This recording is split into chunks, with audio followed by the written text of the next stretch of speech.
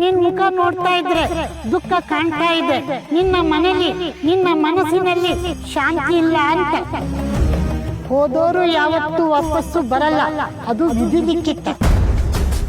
ಹೋದೋರ ಹೆಸರಲ್ಲಿ ಕೊರಗ್ತಾ ಕೂರೋಕ್ಕಿಂತ ಅವರ ಹೆಸರಲ್ಲಿ ಶಾಂತಿಗಾಗಿ ಹೋಮ ಹವನ ಮಾಡಿಸೋದು ಒಳ್ಳೇದು.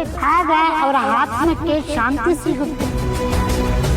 ಸರಿನಾ ತಪ್ಪು ಅಂದ್ಕೊಳ್ಳೋದು, ತಪ್ಪನ್ನ ಸರಿ ಅಂದ್ಕೊಳ್ಳೋದು ಮೊದಲು ಬಿಡಿ, ಎಲ್ಲವೂ ಸರಿ ಆಗುತ್ತೆ.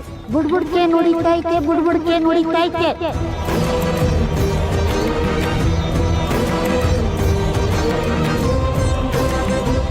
ಏನು ಹೇಳಿದ್ರು ಇವರು? ಯಾಕಂಗೆ ಹೇಳಿದ್ರು? ಕೈ ಬಿಟ್ಟು ಹೋದವರು ಅಂದರೆ ದೀಪ ಅವರು ಮತ್ತು ಅಣ್ಣ. ಶಾಂತಿ ಕೋರೋದಕ್ಕೆ ದೀಪ ಅವ್ರು ಸತ್ತಿಲ್ಲ ಅಂತ ನನಗೆ ಗೊತ್ತು.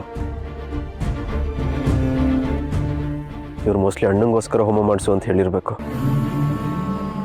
ಅಣ್ಣಂಗೋಸ್ಕರ ಯಾವ ಕಾರ್ಯನೂ ಮಾಡೋಕ್ಕಾಗಲಿಲ್ಲ. ಅಟ್ಲೀಸ್ಟ್ ಈ ಹೋಮನಾದರೂ ಮಾಡಿಸಿದ್ರೆ ಅವನ ಆತ್ಮಕ್ಕೆ ಶಾಂತಿನಾದರೂ ಸಿಗುತ್ತೆ ಅನಿಸುತ್ತೆ. ಇಂದೇ ಡೌನ್ಲೋಡ್ ಮಾಡಿ ಮತ್ತು ನಿಮ್ಮ ನೆಚ್ಚಿನ ಶೋಗಳನ್ನು ಆನಂದಿಸಿ.